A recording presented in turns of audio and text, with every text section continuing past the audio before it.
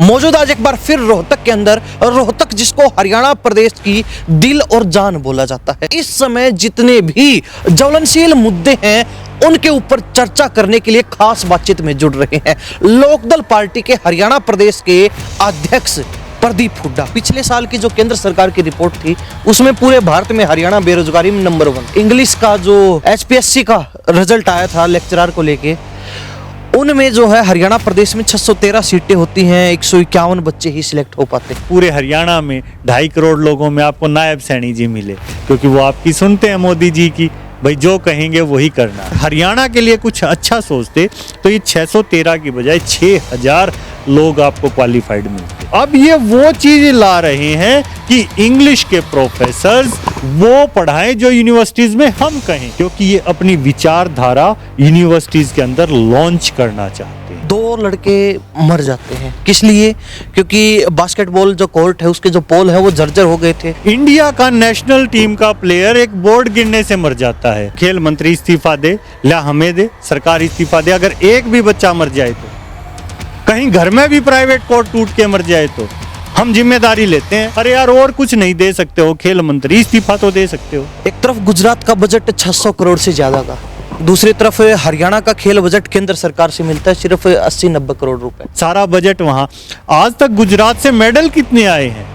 पूरे देश के जो टोटल मेडल होते हैं उसमें से आधे से ज्यादा मेडल हरियाणा के लेके होते हैं। 2014 की स्टेटमेंट शायद आप भूल गए, मैं देश नहीं झुकने दूंगा, मैं देश नहीं बिकने दूंगा। याद है ये स्टेटमेंट? किसानों की बात की जाए, फसलों का भाव नहीं मिल रहा है, चाहे बाजरे की बात हो, चाहे धान की बात हो, चाहे कोई दूसरी फसलों की बात हो। दूसरी तरफ घोटालों की मार चल रही है, सरकार जो खरीद रही है वो सरकार के पास ही नहीं पहुंच रहे। बाजरा ये प्राइवेट को खरीदवा रहे हैं 1500-1600 में, और जो भावांतर है वो नहीं दे रहे, फिर प्राइवेट बाजरा वो सरकार में बेच रहा है। इस बीजेपी सरकार की सबसे गलत बात यही है, जिम्मेदारियों से भागती है। मैं तो नायब सैनी जी जो हरियाणा प्रदेश के मुख्यमंत्री हैं उन्हीं को 0 नंबर देता हूं। नमस्कार, स्वागत आपका हरियाणा न्यूज 24 पर। मैं हूं प्रिंस लांबा, मेरे सहयोगी विनय सिंधु के साथ। मौजूद आज एक बार फिर रोहतक के अंदर, रोहतक जिसको हरियाणा प्रदेश की दिल और जान बोला जाता है। रोहतक से ही लगभग हरियाणा में जितने बड़े आंदोलन हुए उनका आगाज हुआ है, और आज एक बार फिर हरियाणा प्रदेश में इस समय जितने भी ज्वलनशील मुद्दे हैं उनके ऊपर चर्चा करने के लिए खास बातचीत में जुड़ रहे हैं लोकदल पार्टी के हरियाणा प्रदेश के अध्यक्ष प्रदीप हुड्डा। प्रदीप हुड्डा जो हर सामाजिक काम से लेकर हर आंदोलन के अंदर, हर कार्यक्रम के अंदर बढ़ चढ़कर भागीदारी निभाने वाले व्यक्ति हैं, हर जो है मसले में सबसे आगे खड़े पाने वाले व्यक्ति हैं। हुड्डा साहब, बहुत बहुत स्वागत आपका हरियाणा न्यूज 24। जी धन्यवाद प्रिंस जी, आपको और सभी दर्शकों को नमस्कार। जैसा कि कह रहे हो आप, रोहतक स्वागत है। रोहतक दुनिया के सबसे 5 पुराने शहरों में भी है और राजनीतिक रूप से भी राजधानी रहा है। अभी शायद कुछ महीने पहले ही बीजेपी का दफ्तर यहाँ से उठकर इन्होंने पंचकुला गया है, नहीं तो इनका प्रदेश कार्यालय सभी का रोहतक ही होता था। हुड्डा साहब, शुरुआत करेंगे सबसे पहले नौकरियों के मामले से, क्योंकि आज के दिन रोजगार एक बड़ा मुद्दा बना हुआ है। और हरियाणा प्रदेश की बात करें तो पिछले साल की जो केंद्र सरकार की रिपोर्ट थी उसमें पूरे भारत में हरियाणा बेरोजगारी में नंबर 1 था।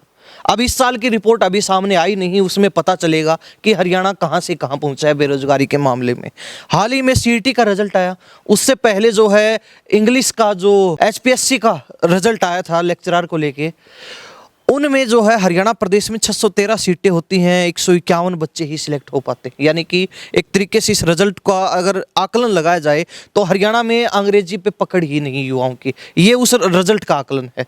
क्या मान के चलें, इससे पहले कि पूर्व में अनेक भर्तियां हुई हैं, अनेक भर्तियां कैंसिल भी हुई हैं क्योंकि उनमें बाहर के लोगों को जगह दी जा रही थी, मुख्यतः बिहार के लोगों को जो यहाँ अधिकारी लगाया जा रहा है सीधे।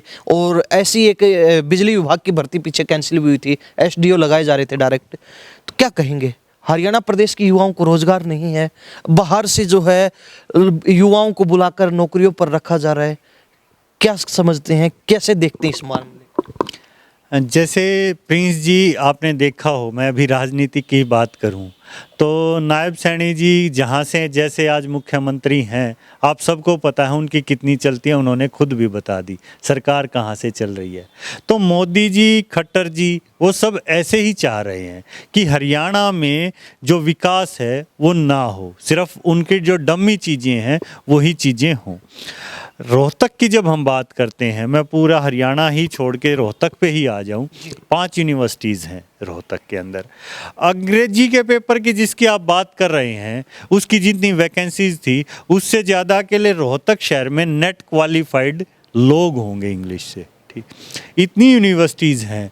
जब शायद पूरे उत्तर भारत में अगर मैं कहूँ तो सबसे पुरानी संस्था है जाट संस्था रोहतक की, जो 1911 में आ गई थी, 12 में स्कूल। जो कॉलेज आ गया था जाट कॉलेज, वो 1944 बिफोर इंडिपेंडेंस आ गया था। वैश्य संस्था जो थी, ये सभी बहुत पहले आ गए। तो ये सरकार जो दिखा रही है वो है नहीं, धरातल पर बहुत ही ज़्यादा पढ़े लिखे लोग। 613 में से सिर्फ 151 को सिलेक्ट करना क्या दर्शा रहा है? इस आंकड़े को लेके क्या क्या सोचते हैं आप? ऐसा आंकड़ा प्रस्तुत करना, इसके पीछे की क्या वजह है, क्या मायने हैं? जैसे अभी राजनीतिक रूप से कह दिया, पूरे हरियाणा में 2.5 करोड़ लोगों में आपको नायब सैनी जी मिले, क्योंकि वो आपकी सुनते हैं मोदी जी की, भाई जो कहेंगे वही करना है।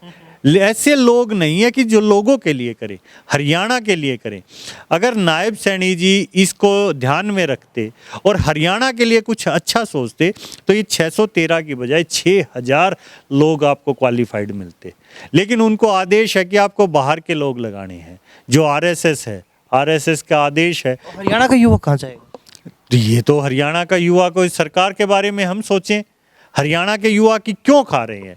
जिसकी अभी आप बात कर रहे थे, अभी हम बात करें नौकरियों की, तो रोहतक में पीजीआई है, एक हेल्थ यूनिवर्सिटी। हेल्थ यूनिवर्सिटी शायद ये दिल्ली के अंदर, हरियाणा के अंदर और पंजाब के अंदर, उत्तर भारत में कहूँ तो शायद अकेली ही है। अदरवाइज पीजीआई हैं सभी, हेल्थ यूनिवर्सिटी कोई नहीं है। इस हेल्थ यूनिवर्सिटी के अंदर जो सबसे छोटे कर्मचारी हैं, HKRN के, जिसे हम ठेका प्रथा कहते हैं, इन्होंने कौशल रोजगार बोला था, उसे नाम बदलने में माहिर हैं ये। इन्होंने कहा हम ठेका प्रथा करके ख़त्म करेंगे और कौशल रोजगार के तहत सबको नियमित करेंगे। उसके 1271 कर्मचारी पिछले 5 साल से आंदोलनरत हैं। पिछले 1 साल से वो बेचारे धरना कर रहे हैं और पिछले 2 महीने से वो करनाल में बैठे हैं, जो रोहतक से चंडीगढ़ यात्रा करने जा रहे थे। 5 बार मुख्यमंत्री से मुलाकात हो चुकी है उनकी। मुख्यमंत्री ने वादा किया ये, और किसी ने नहीं। ये सरकार ने कहा इनको कौशल रोजगार देंगे, वो नहीं दिया जा रहा। अब ये वो चीज ला रहे हैं कि इंग्लिश के प्रोफेसर्स वो पढ़ाएं जो यूनिवर्सिटीज में हम कहें। आपको हिसार यूनिवर्सिटी का मुद्दा याद है, बच्चों के आंदोलन का? अभी रोहतक यूनिवर्सिटी का याद है? पीजीआई का अभी मैंने बताया, अभी कुरुक्षेत्र में हो रहा था। ये क्यों हो रहे हैं? क्योंकि ये अपनी विचारधारा यूनिवर्सिटीज़ के अंदर लॉन्च करना चाहते हैं। अभी जिस चीज़ की किसान ने लड़ाई लड़ी, वो रोटी की लड़ाई लड़ी थी। ये रोटी को कैप्चर करना चाह रहे थे, अब ये बुद्धि को कैप्चर करना चाह रहे हैं। ये वो चाह रहे हैं लोग वो बोले जो हम कहें। बात नौकरियों की भी आपने कहा कि ये जानबूझ के मौका दे रहे हैं। एक तरफ जो बाहर के लोग हैं उनको हरियाणा सरकार बढ़ावा देती है, उनको अलग से 5 नंबर एक्स्ट्रा दिए जाते हैं यहाँ पर नौकरी के लिए अप्लाई करने के लिए। दूसरी तरफ हरियाणा के युवा अगर वो किसी स्टेट में जाते हैं उनको कोई एक्स्ट्रा मार्क नहीं मिलते। यहाँ तक कि उनको कई जगह तो नौकरियों के लिए प्रतिबंधित कर दिया कि बाहर के लोगों को हम नौकरी नहीं देंगे। लेकिन हरियाणा में चलो मौका मिल रहा है।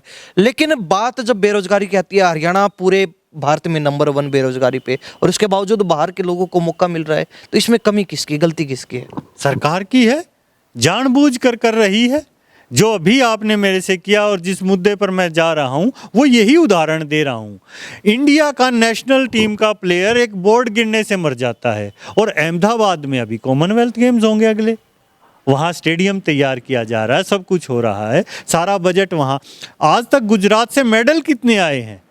पूरे देश के जो टोटल मेडल होते हैं उसमें से आधे से ज़्यादा मेडल हरियाणा के लेके होते हैं, और वहाँ पर आप ऐसे खिलाड़ियों की हत्या कर रहे हो। ये थी सीधी दिखाई दे हुई हत्या। बात खेलों की जाए, 2 लड़के मर जाते हैं, किस लिए? क्योंकि बास्केटबॉल जो कोर्ट है उसके जो पोल हैं वो जर्जर हो गए थे। उन्होंने जो वहाँ प्रैक्टिस करने की कोशिश की, वो पोल उनके ऊपर गिर गए, हाथों हाथ उनकी मौके पर मौत हो जाती है। इसी तरीके के मामले जो है लगातार देखने को मिलते हैं। ऊपर से सरकार के मंत्री 5-5 लाख रुपए के चेक लेके वहाँ पहुँच जाते हैं। एक तरीके से अब उनके अभिभावकों का तो यही कहना है बच्चों के कि जले पर नमक छिड़कना हो गया। कैसे देखते हैं आप इसको? इस्तीफा होना चाहिए था। सबसे पहले तो मेरी उन परिवारों के प्रति संवेदनाएं हैं। मैं उनको अपनी श्रद्धांजलि अर्पित करता हूँ। जिस परिवार से वो गया है उसका दर्द समझो, 2 बहनों का एक भाई, और 2 बहनों का एक भाई नहीं, मैं ये कहूँगा वो इस देश की प्रतिभा थी। इस देश की प्रतिभा के साथ आपने क्या किया है? और ये हत्या तो आज से 2 साल पहले हो गई थी, जो मैंने जिक्र किया कि जब देश का गोल्ड मेडल लाने वाली महिलाओं को पैरों नीचे कुचला जा रहा था संसद के उद्घाटन के समय। साहब आपको ध्यान होगा, हर साल जो है केंद्र सरकार की तरफ से बजट आवंटित होता है हर प्रदेश को खेलों के लिए। एक तरफ गुजरात का बजट 600 करोड़ से ज्यादा का, दूसरी तरफ हरियाणा का खेल बजट केंद्र सरकार से मिलता है सिर्फ 80-90 करोड़ रुपए। जबकि मेडलों की बात की जाए, चाहे राष्ट्रीय स्तर के खेल हों, चाहे राष्ट्रमंडल खेल हों, चाहे एशियन गेम्स हों, चाहे एशियन चैंपियनशिप हों, कॉमनवेल्थ गेम हों, चाहे ओलंपिक हों, हरियाणा की भागीदारी 50% की हमेशा होती है, हर गेम्स में होती है। लेकिन बात जब बजट की आती है तो फर्क देखने को मिलता है ज़मीन आसमान का। हरियाणा में 80-90 करोड़ रुपए, गुजरात के अंदर 600 करोड़ रुपए, जबकि मेडल सारे हरियाणा से। खेल नर्सरी होना चाहिए हरियाणा, नाम दिया जाता है गुजरात को खेल नर्सरी के रूप में। क्या चल रहा है, कैसे देखते हो आप इसको? भाई जो सरकार है आज, मोदी है वो भी गुजरात से है, अमित शाह है वो भी गुजरात से है, तो दोनों जो गुजरात से हैं, गुजरातियों की सरकार चल रही है, तो अपना वो सारा पैसे को लेके तो जाएंगे। और जो किसानों से और आम जनता से जो ये टैक्स वसूला जा रहा है, चाहे वो पेट्रोल डीजल पे हो, सरकार अकेले गुजरात से नहीं चलती है, पूरा देश जब चुनाव जिताता है तभी सरकार बनती है। ये चल रही है। अरे सरकार तो चल रही है, लेकिन सरकार की सोच क्या है? सरकार तो नाम तो लोकतंत्र है, पूरे देश में है, बिहार में भी न जाके जीत का आए हैं, बिहार में भी तो मोदी है। मोदी कहाँ, पूरे देश का है। मोदी को कोई नहीं चाहता, कोई नहीं जानना चाहता। मोदी और अमित शाह ने अपने आप को, उसको इलेक्शन कमिश्नर किसकी सुने हैं? जब इलेक्शन कमीशन, चुनाव आयोग पे बात आती है तो जवाब बीजेपी देती है। चुनाव आयोग है क्या? एक संस्था ही तो है, उससे आप भी प्रश्न कर सकते हो, मैं भी कर सकता हूँ, देश की संस्था। तो देश की संस्था, देश की जुडिशरी आज जवाबदेही देश के प्रति कहाँ है? वो जवाबदेही उन 2 व्यक्तियों के प्रति है। अभी जो आप जी ने जो बातें कही, जो हमारे जो हत्याएं हुई, इनको कौन देख रहा है? कोई नहीं देख रहा। खेल विभाग ने क्लियर कर दिया कि हमारे अंडर में ही नहीं थे ये जो ग्राउंड थे, दोनों बास्केटबॉल कोर्ट थे, इनका खेल विभाग से लेना देना ही नहीं है, प्राइवेट थे ये तो। आगे जो अभी जो गुजरात में गेम्स कराएंगे ना, ये करा रहे हैं, जो कॉमनवेल्थ होंगे, या शायद कॉमनवेल्थ ही हैं वो, तो वहाँ भी प्राइज आधे से ज़्यादा हरियाणा वाले ही लेके आएंगे। लेकिन ये चाह रहे हैं कि हरियाणा वालों को रोकने का, वैसे तो इनको मौका मिलता नहीं, ऐसी हत्याएं करके मिल रहा है। मैंने पहले ही कहा था कि मोदी जो स्टेटमेंट देता वो झूठी होती है 100%। 2014 की स्टेटमेंट शायद आप भूल गए, मैं देश नहीं झुकने दूंगा, मैं देश नहीं बिकने दूंगा। याद है ये स्टेटमेंट मोदी की? देश किससे बनता है? देश बनता है देश की प्रतिभा से, देश के लोगों से। देश होता है एक टेरिटरी, उस टेरिटरी के अंदर रहने वाले लोग। अगर देश के 10 लाख लोग बाहर जा रहे हैं तो ये देश के लोगों को बेचकर कौन व्यापार कर रहा? किसे बेच रहे हो आप? व्यक्ति को बेच रहे हो या देश को बेच रहे हो?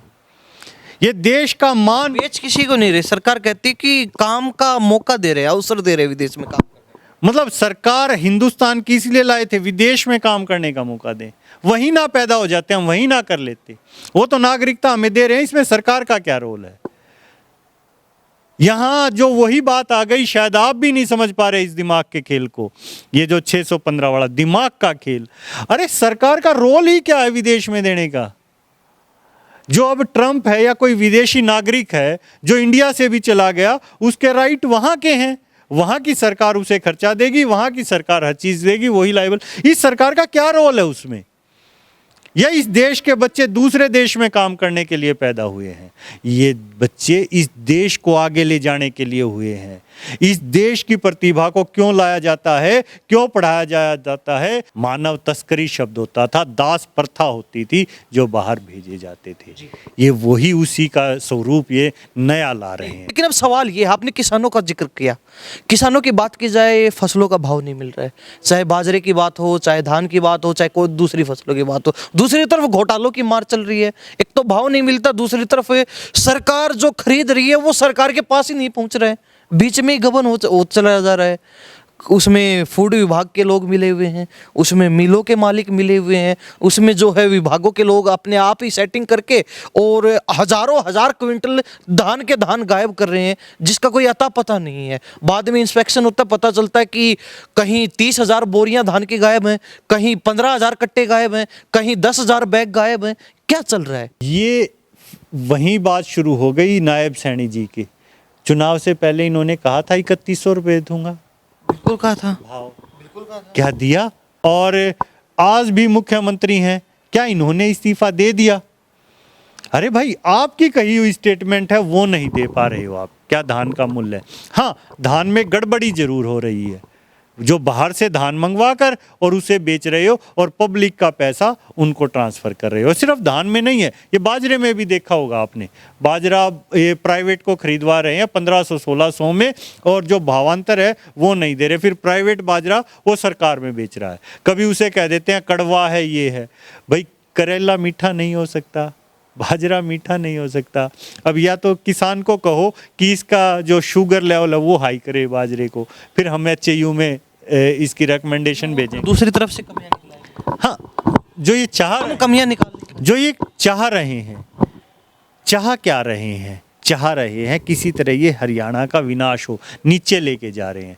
जो स्टेट अपने पैरों पर खड़ा था उसको और ऊपर लेके जाने के बजाय सरकार दिन प्रतिदिन नीचे ला रही है। उस सरकार प्रदेश की प्रतिभाओं को डाउन करके। आप फसल कोई भी देख लीजिए भाई, ये मैं मोदी को एक वही नीने का नारा दूंगा, नहीं चाहिए तेरे 2,000, हमें भाव चाहिए गेहूं का 5,000, जो ये कह के आए थे। और तो किसान कुछ मांग ही नहीं रहा। यहाँ चाहे अग्निपथ की स्कीम हो, चाहे खेल विभाग की स्कीम हो, चाहे नौकरियों की स्कीम हो, चाहे HKRN की हो, चाहे किसानों की हो, वही तो मांग रहे हैं जो आप कह कर आए थे। 2013 में आपने कुर्ते उतार कर प्रदर्शन किया था पूरी भाजपा ने, अनिल विज से लेकर ओम प्रकाश धनखड़ तक अम्बाड़ा से।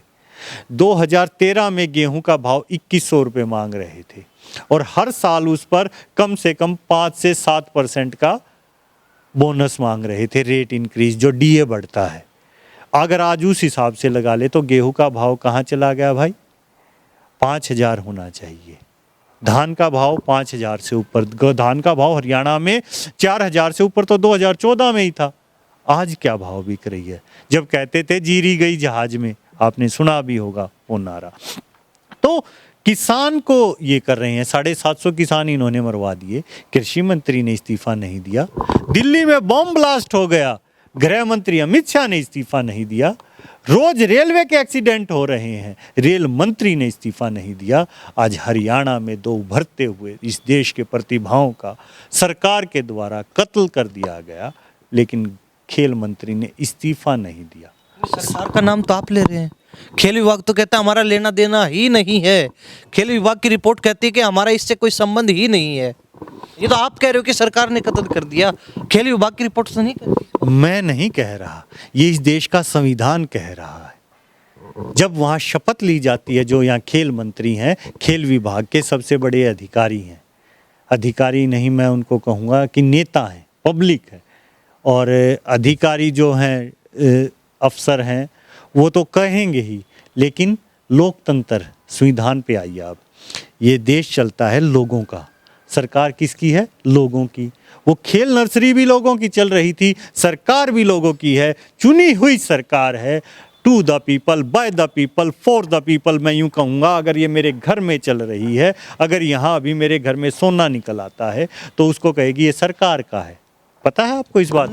हमने सुना था बीजेपी की सरकार, आप कह रहे हैं सरकार लोगों की होती है, लेकिन अब 2 लोगों की है। सरकार तो देश की जनता की होती है। लोकतंत्र, डेमोक्रेसी वर्ड नहीं सुना है आपने? लोकतंत्र, लोकतंत्र लोगों का तंत्र। लोग जो इसे चलाते हैं सबकी होती है और आज भी है, लेकिन सिर्फ लेने के लिए। आपसे टैक्स के पैसे नहीं लिए। अभी आप मेरे पास आए हैं, गाड़ी से आए हैं, इसमें आपने तेल नहीं डलवाया। किसको दे के आए हो पैसा? सरकार को। टोल को दिया था? किसी प्राइवेट ने लिया था? सरकार को। सब चीज़ सरकार को जा रही है और सरकार फिर मना कर देती है कि ये खेल नर्सरी हमारी नहीं थी। अरे वो खिलाड़ी इस देश का मरा है। तो खेल नर्सरी नहीं थी, लेकिन चाहे प्राइवेट बास्केटबॉल के कोर्ट, उनका इंस्पेक्शन समय पे होना चाहिए। हर साल, हर 6 महीने में, हर 3 महीने में वहाँ पे जांच करनी चाहिए भाई क्या हालात हैं। प्राइवेट नर्सरियों को दिशा निर्देश देने चाहिए कि आपके इस यहाँ पर ये कमियां हैं, इनको इस समय के अंदर पूरा करवा लीजिए, नहीं हम सील कर देंगे। क्या ऐसा करना फर्ज नहीं बनता हर महकमे का, हर डिपार्टमेंट का, हर मंत्री का, हर विधायक का? मैं तो आज ही कहता हूँ खेल मंत्री इस्तीफा दे, ला हमें दे, सरकार इस्तीफा दे। अगर एक भी बच्चा मर जाए तो, कहीं घर में भी प्राइवेट कोर्ट टूट के मर जाए तो हम जिम्मेदारी लेते हैं। इस बीजेपी सरकार की सबसे गलत बात यही है, जिम्मेदारियों से भागती है। डीजीपी का जिक्र किया आपने। डीजीपी ओपी सिंह फिलहाल कार्यवाहक महानिदेशक के रूप में काम कर रहे हैं पुलिस महकमे में। कैसा कार्यकाल लगा अब तक का इनका, जितना भी समय इन्होंने बिताया डीजीपी? कागजों में और ट्विटर पर इनका कार्यकाल अच्छा चल रहा है, धरातल पर बिल्कुल भी अच्छा नहीं चल रहा है। जिसके लिए इनको डीजीपी हटाया गया था, पहले वाले को, आईपीएस पूर्ण कुमार में, जो मैटर वो था अभी तक वही सोल्व नहीं हुआ है। Result zero. जो ऑलरेडी कैदी हैं जेलों में, उनको बाहर निकाल के घुमा रहे हो, डरा रहे हो। ये थोड़ी, आप वो मुद्दा तो सोल्व करो। ट्विटर से निकल कर आप जाओ। अभी चर्चाएं हैं 31 दिसंबर को ओपी सिंह का कार्यकाल पूरा हो रहा है, रिटायरमेंट है उनकी। तो उसके बाद नए डीजीपी के रूप में पैनल तैयार सरकार कर रही है और उसमें माना जा रहा है कि सबसे पहले नाम एक बार फिर शत्रुजीत कपूर का है, आईपीएस का। क्या मान के चले, लगता है कि दोबारा एंट्री होगी डीजीपी के रूप में उनकी? भाई ये चीज़ तो सरकार देखे, जो ऊपर वाली सरकार। नहीं मानते, गलत मानते? भाई हटाया क्यों था? हटाया नहीं, छुट्टी पे भेजा था। हाँ, क्यों भेजा था फिर छुट्टी पे? वो बीमार थोड़ी थे, छुट्टी पे भेज दिया। वो जांच को बाधित कर देते। फिर दोबारा क्यों लगा रहे हो?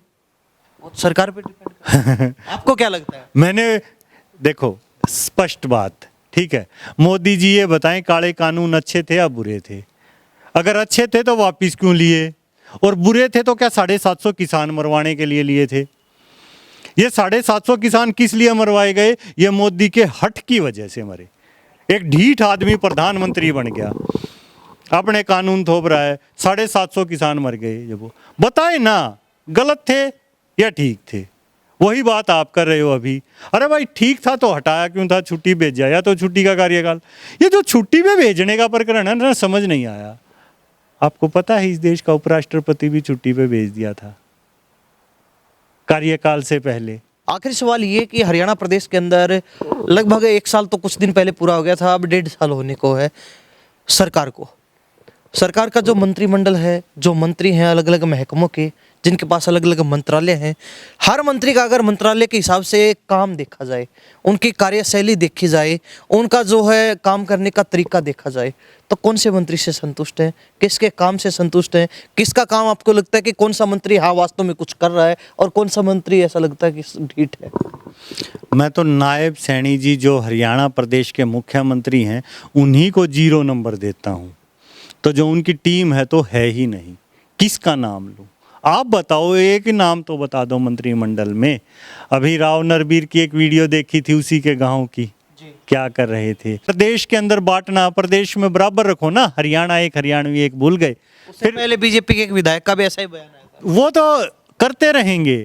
फिर स्वास्थ्य मंत्री का देख लो, कैथल में काली रोड के ऊपर टाइलें बिछाने का नया टेंडर दे दिया। ये होता है लोगों के पैसे को वेस्ट करना, ठेकेदारों को पैसा पहुंचाना। एजुकेशन की हालत आपने बता दी अभी जो प्रोफेसरों की है। और रही बात कृषि मंत्रालय की, वो मैं बता रहा हूँ, धान घोटाला को किस किसान की, बाजरा से लेकर कोई खरीद हुई हो? किस मंत्रालय की बात करूँ मैं? आप बता दो कोई एक। किसी सबसे असंतुष्ट है। असंतुष्ट 0 से भी कम नंबर हो तो वो मैं इस सरकार को दे रहा हूँ। खेल मंत्रालय देख लो। अरे यार, और कुछ नहीं दे सकते हो? खेल मंत्री इस्तीफा तो दे सकते हो। ये तो संवेदना हो सकती है, हाँ भाई मेरी जिम्मेदारी थी, मैं खेल मंत्री हूँ, खेल विभाग का मुखिया हूँ, ये मेरे विभाग में ये घटना हुई है, बड़ी दुखदायी घटना, मैं इस्तीफा। यहाँ तक विपक्ष चुप है।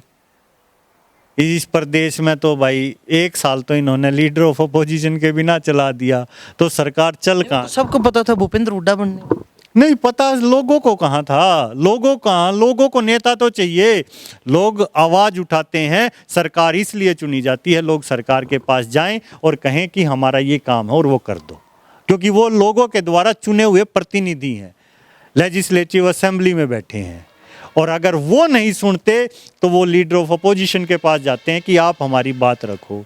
तो पहले तो सरकार नहीं सुन रही, 1 साल तक इन्हें लीडर ऑफ अपोजिशन नहीं बनने दिया, क्या कर रहे हैं, कौन इस्तीफा देगा और कौन क्या कर रहा है। हुड्डा साहब बहुत बहुत धन्यवाद बातचीत के लिए, आपने समय दिया। जी धन्यवाद। तो हमारे साथ प्रदीप हुड्डा खास बातचीत में बने हुए थे, लोकदल के हरियाणा प्रदेश के अध्यक्ष हैं। लोकदल वो पार्टी है जिससे हर पुरानी पार्टी, जो आप समझते हैं कि आपके जन्म से पहले की पार्टी है, जो इससे निकली हुई। चौधरी चरण सिंह के नेतृत्व में इस पार्टी का गठन हुआ, जिसमें पहले चौधरी देवीलाल भी थे, उसके बाद चौधरी देवीलाल ने इंडियन नेशनल लोकदल बना ली, और भी जो तमाम नेता थे उन्होंने इसी पार्टी से निकल कर अपनी अलग अलग जो है इस पार्टी के अंडर में अपनी शाखाएं खड़ी कर ली। तो उस पार्टी के प्रदेश अध्यक्ष हैं हरियाणा के। खास बातचीत की हरियाणा के तमाम मुद्दों के ऊपर जो इस समय चर्चा का विषय है और जिन पर चर्चा होनी बेहद आवश्यक है। अपने विचार रखें, आप इनके विचारों से कितने संतुष्ट हैं या फिर असंतुष्ट हैं, कमेंट के माध्यम से जरूर लिखिए। इन्हीं सब बातों के साथ में प्रिंस लांबा, हरियाणा न्यूज़ 24। नमस्कार, जय हिंद।